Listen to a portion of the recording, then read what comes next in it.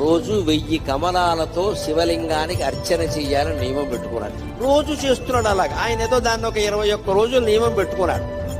20 రోజులు సాగింది. శివుడు ఊరుకుంటాడా? విష్ణువైనా సరే పరీక్షే.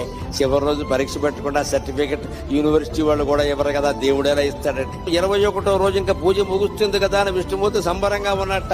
రోజు చెరువులో 1100 కమలాలు పైన పోస్తున్నా, నేను 1000 పోస్తున్నాను, బాగున్నావు చూసి అంచేత అలా అని పెడితే ఆ వేళ ఆశ్చర్యకరంగా 999 పూసాయి. ఎంత వెతికినా 1000 కమలం కనపడాలి.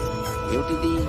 ఒక కమలం తక్కువైంది. ఈ కమలం ఎక్కడి నుంచి తేవాలి అనుకుంటే ఆయనకి ఏమొచ్చిందంటే, నన్ను అందరూ కమలాక్షుడు అంటారు కదా, నా కళ్ళు కమలాలే కదా, కమలం తక్కువైతే ఏమైంది, ఇంకోటి తక్కువైనా పర్వాలేదు, నాకు 2 కళ్ళు ఉన్నాయి కదా అని ఒక కన్ను బాణంతో తీసి శివుడు పాదాల ముందు పెట్టాడమ్మా. అది విష్ణువు యొక్క భక్త కన్నప్పెంతో విష్ణు